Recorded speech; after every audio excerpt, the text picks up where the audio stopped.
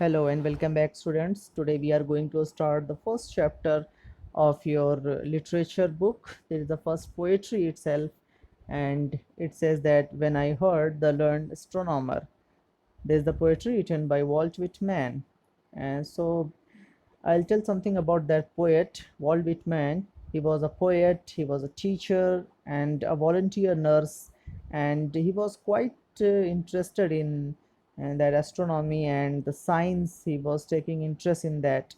So he has written this poetry once he has gone to listen a lecture about astronomy.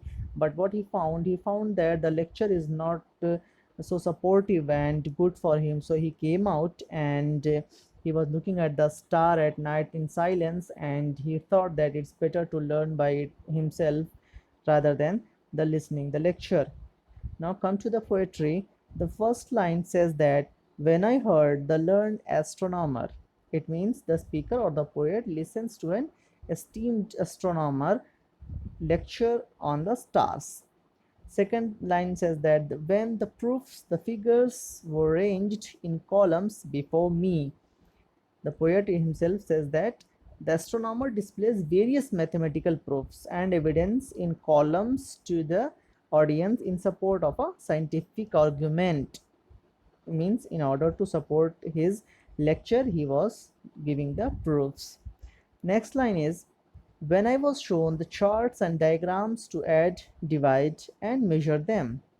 So he's saying that astronomer also displays various charts, diagrams, and explains about mathematical calculation behind that stars calculation that was supporting his astronomy.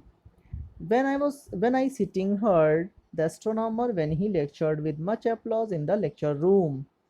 So here it's saying that it is said by the speaker or the poet is that the astronomer was sitting, and so the speaker sits in the audience. So he was sitting in the audience, means among the people, and the public was applauding astronomer's lecture with great enthusiasm. Means they were taking the audience were taking it very interested, but how soon accountable I became tired and sick. So very quickly he got tired. The poet, he got tired.